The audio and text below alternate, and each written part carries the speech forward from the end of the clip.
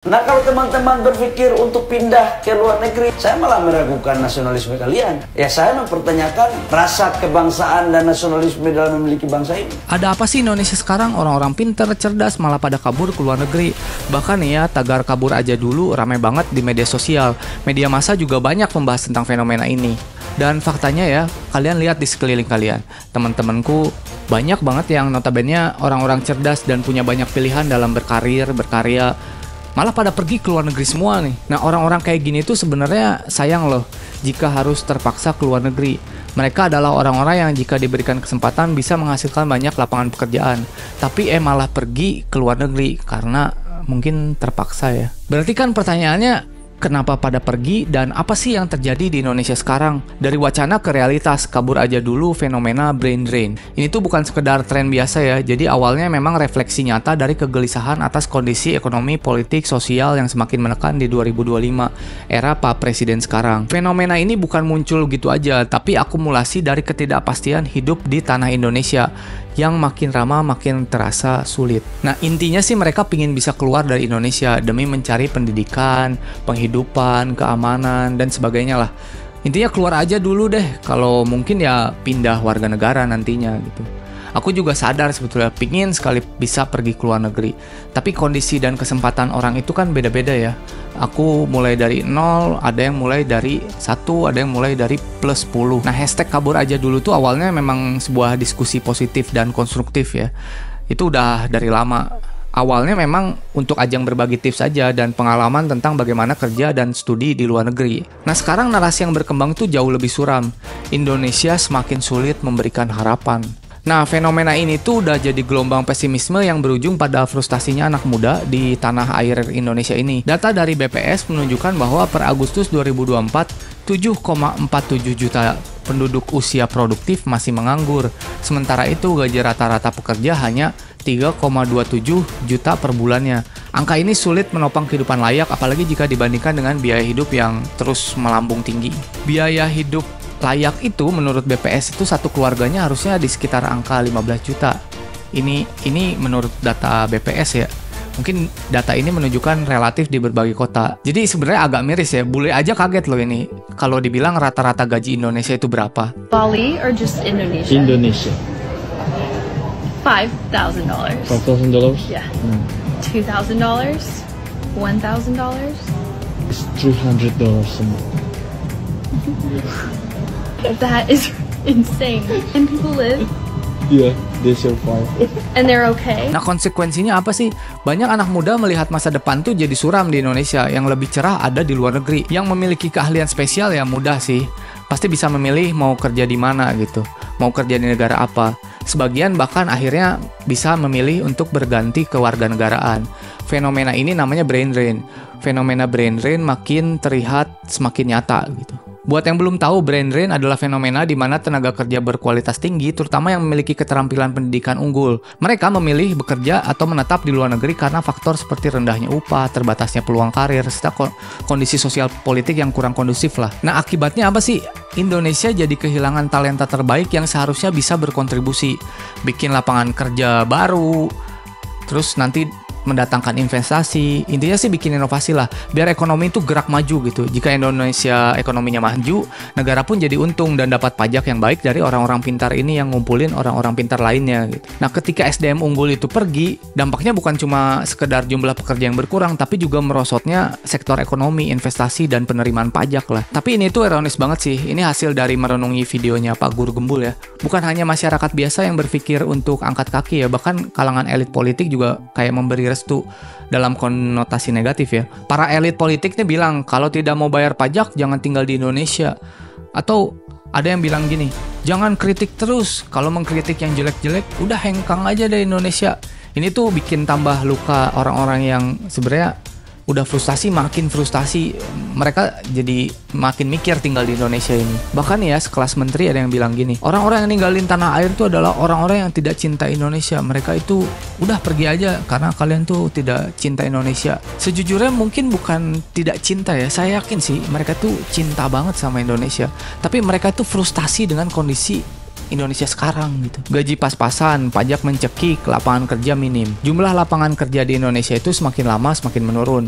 Dalam 1 dekade terakhir aja, ini kita bandingkan ya, 2014, sektor formal menciptakan 16 juta lapangan pekerjaan. Nah, saat 2019 turun menjadi 8 juta. Kini di bawah pemerintahan baru, eranya Pak Presiden baru, hanya 2 juta aja nih lapangan pekerjaan yang tersedia. Belum lagi efisiensi di pemerintahan, bikin banyak orang yang jadi pengangguran dan bikin orang-orang jadi takut. Ada apa nih, kok pemerintahan yang tadinya safe place untuk bekerja sekarang jadi bikin was-was. Dan ini pertama kali ya di kondisi sekarang gitu ya. Orang-orang PNS ini mulai agak panik dengan kondisi dirinya sebagai PNS. Oke, logikanya gini deh, dengan jumlah lowongan semakin sedikit, peluang kerja kan semakin ketat. Bagi yang tidak memiliki orang dalam atau keahlian spesial, sulit berharap bisa masuk ya. Jadi tameng buat cari kerja itu bukan cuma sistem merit, tapi juga kalah saing dengan orang dalam. Networking itu ya penting sih, sebenarnya saya setuju jika persaingan terjadi itu sehat, bukan berdasarkan balas budi, balas jasa, atau bahkan utang politik ya. Nah, buat yang punya keahlian khusus pun sekarang ini ya, bahkan ya, mereka tuh memiliki keahlian khusus harus berjuang ekstra keras loh. Kalau dapat pekerjaan, gajinya yang ditawarkan juga hanya sekitaran UMR 5 juta hingga 6 juta per bulan. Angka yang masih jauh lah dari cukup untuk hidup di kota-kota besar, terutama ya di Indonesia. Itu udah susah lah, apalagi jika kita ini udah berkeluarga. Angka ini tuh relatif tidak ideal ya untuk hidup di kota besar. Jika kepala keluarga saja yang bekerja, gaji 5-6 juta itu tidak akan cukup untuk membiayai hidup layak berdasarkan data kelayakan BPS.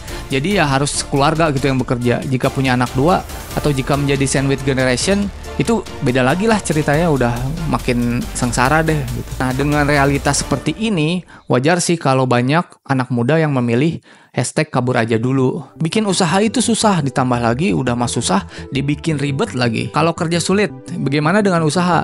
Sayangnya menjadi wirausaha di Indonesia juga bukan jalan yang mudah. Ada banyak tembok-tembok besar yang siap menghadang siapapun yang ingin berbisnis. Pertama, misalnya birokrasi yang berbelit. Indonesia itu terkenal dengan birokrasi yang ribetnya luar biasa, proses perizinan yang lambat, administrasi yang kompleks, hingga regulasi yang sering berubah-ubah, membuat banyak calon pengusaha ini nyerah sebelum mulai. Belum lagi ini ada organisasi masyarakat yang tukang malak gitu. Baru mau buka usaha nih, sudah ada pajak liar mulai dari iuran keamanan, pungutan harian, bulanan, bahkan tunjangan hari raya untuk preman-preman. Ini bukan sekedar anekdot ya, tapi realitas loh. Tanya aja di sekeliling kalian, ini realitas yang nyata di Indonesia. Terus lanjut lagi ke pajak yang nggak jelas. Pajak usaha di Indonesia itu susah banget diprediksinya. Banyak pengusaha tiba-tiba mendapat tagihan besar tanpa transparansi yang jelas, tiba-tiba kena pajak gede, membuat semua orang tuh males jadi patuhnya gitu. Ketika tiba-tiba ditagih ya, lah penghasilannya berapa, pajaknya berapa, jadi nggak imbang gitu dan bikin makin males usaha karena dibikin sulit. Bahkan jika sukses gitu ya, misalnya udah sukses nih usahanya, uang yang didapat tuh belum tentu aman loh. Rekening bisa tiba-tiba diblokir, kena kasus hukum, datang kapan aja. Terus belum lagi ada kultur korupsi merajalela di berbagai sektor. Bukan cuma di pemerintah ya, tapi di lingkungan-lingkungan kita tuh udah kayak kultur lah. Pemerintah cerminan rakyat, rakyat mencerminkan pemerintahnya gitu. Nah, dengan berbagai tantangan sebesar ini, apakah salah jika banyak anak muda memilih hashtag kabur aja dulu? Frustasi-frustasi yang berujung pada kepergian. Indonesia negara yang kaya akan sumber daya, tapi ironisnya banyak warganya justru merasa miskin, merasa terjebak, merasa masyarakat Indonesia itu yang sangat aku sayangi, kok bisa ya kondisinya kayak gini gitu. Misalnya ini BPJS yang katanya terus merugi, tapi katanya di berita juga insentif direkturnya, walaupun ini masih rumor ya. Hari ini Indonesia menjadi salah satu negara tersulit untuk mendapatkan rumah. Indonesia yang luas, sulit mendapatkan rumah. Belum lagi bicara pendidikan nih, coba deh bayangin. Anak SMA sekarang nih, masih harus ngeja atau bahkan bingung hitungan dasar kayak 8x4. Apakah sekolah jadi tempat yang aman untuk membesarkan anak di masa depan di Indonesia ini? Itu juga pertanyaan. Kalian tonton aja deh videoku yang ini, bagaimana kacaunya pendidikan Indonesia buat lebih tahu tentang pendidikan Indonesia. Buat mereka, orang-orang cerdas ini, pintar dan punya privilege, meninggalkan Indonesia bukanlah keputusan yang mudah sebetulnya. Namun, buat banyak orang, pilihan ini lebih masuk akal daripada terus-menerus berjuang dalam sistem yang terasa tidak adil ya. Bahkan, 1.000 orang per tahun memilih mengganti kewarganegaraannya. Mereka bukan orang sembarangan ya. Banyak diantaranya tuh pakar IT, ahli IT, dokter, insinyur, profesional yang justru sangat dibutuhkan loh untuk Indonesia menjadi negara maju. Tapi mereka malah pindah kewarganegaraan dan pergi #kabur aja dulu. Apakah mereka lebih bahagia di luar negeri? Ya jawabannya nggak selalu kok sebetulnya. Tapi salah satu hal yang pasti ya, mereka memiliki akses lebih baik ke kehidupan yang lebih layak. Aku kenal orang yang sangat bahagia jika bisa pulang ke Indonesia. Tapi kondisi mereka itu nggak memungkinkan berkarir di sini gitu. Cinta kok mereka itu sama Indonesia, yakin kok. Kalian tanya aja sendiri kalau punya teman yang tinggal di luar negeri. Jika tidak ada perubahan nyata, fenomena kabur aja dulu akan semakin menjadi-jadi. Bagi mereka yang bertahan, ini bukan sekedar masalah patriotisme atau nasionalisme. Ini soal bertahan hidup. Indonesia mau sampai kapan? Yuk kita berubah sama-sama.